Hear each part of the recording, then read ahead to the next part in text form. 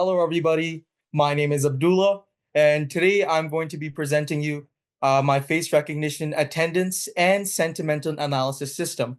I'm a grade 11 student, and I live in Canada. And I am from UTech Digital Education. So let's begin. So what is my problem? So what my problem here is today is that schools often prioritize academics over emotions and sentiments. Now, emotions are very crucial in a student's learning because these emotions are dependent on the student's mood that day and how they're going to perform in class. Many schools struggle to address these emotional challenges effectively, and many students do not receive proper guidance on how to manage these stress. And I want to create a solution to address these emotional challenges in school by promoting emotional awareness, improving the support system, and fostering a healthier learning environment for students and teachers. So imagine a student comes to school and they're feeling very down. They don't want to like learn. The teacher will then be notified by my solution and then find out how they're going to deal with the future. And as I am like the younger generation, our education is going to impact the world. So if we fix and learn and improve our education in the younger generation, then our future generation will be beautifully benefited in our world. So now I'm going to show you my design process just real quickly and what are the solutions I brainstormed. So initially, I had an AI powered emotion based attendance system and where students' emotions can be seen from a camera and their attendance will be logged automatically. Why an attendance? Because attendance is always taken at the start of the school. So that's when it's most crucial for a teacher to know how the student is going to perform that day. Then my solution two was a manual classroom attendance system where a teacher is manually doing roll call, but she's also checking how enthusiastic the students are.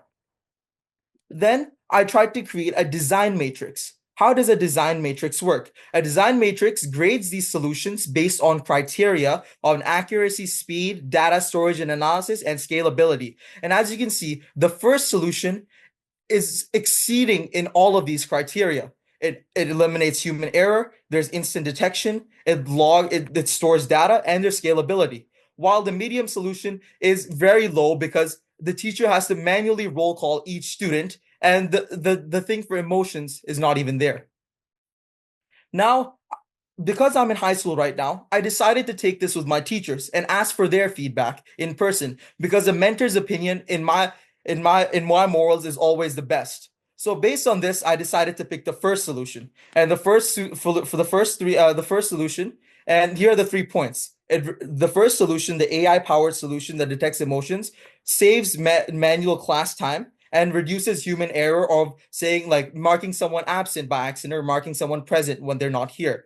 It also detects the student's emotions, so the teacher is notified and they can go and talk with the student for intervention. And the system automatically logs this attendance on a CSV file so the teacher can see the trends of absences and present as well as their emotions over time. So now the technology used, I programmed this on Python and on a Raspberry Pi 4, and I used softwares like TensorFlow, Keras, MTCNN, OpenCV, and dlib libraries as well. And I coded this on the Jupyter Notebook IDE. And this is all uploaded on a CSV file on cloud. Now, here's a system workflow diagram of how it's going to go. You can basically see, I won't explain it too much in detail, but when a student comes to a camera, their emotions will be detected and they'll be marked present and it will be saved. Now, how face recognition works, just a bit of a background for people who don't know. When a person comes to the camera and face recognition, there will be points graphed on their face like this. And what these points do is the distance between these points right here, as you can see, they will detect a person's identity because everyone's distance between their nose to their eye is different. And that's how emotions are detected too. Now, I had initially had two prototypes.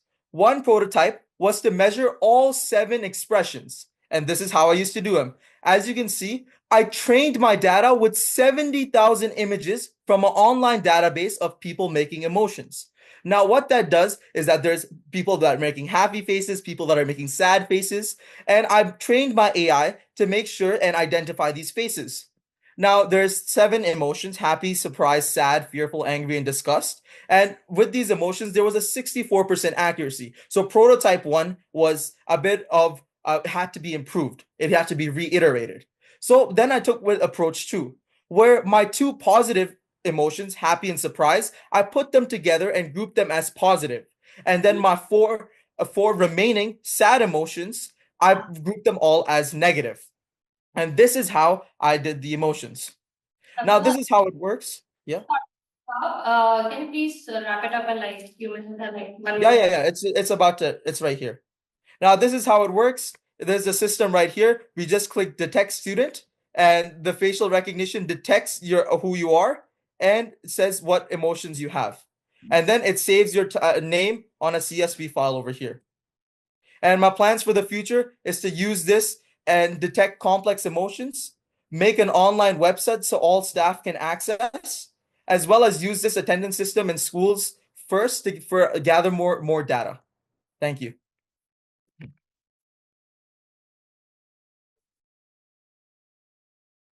Now you guys were using which product you use to do the image recognition? So I use MTCNN and TensorFlow. No. Yeah, Abdullah, I'm asking the students over here. What product you use? Teachable machine. Teachable machine. Teachable machine. And you notice what Abdullah was doing. He is doing that teachable machine he's creating on his own. It is not a teachable machine. You can now do it. So remember what he was in his presentation, what was the most important thing he said that he learned the first time? The language is called Python. So this is the time for all of you to start learning what? Python. So our next project for you guys will be on Python. Loudly. Python. And that's how we will be doing what he is doing. So the first thing you are going to learn is the language Python, and then you are going to follow through. And you will create your own teachable machines. Got it? Yes. Okay, let's go to the next project. Thank you, Abdullah. Great job. Thank you very much, sir, for giving me this opportunity. I really appreciate it. Yeah.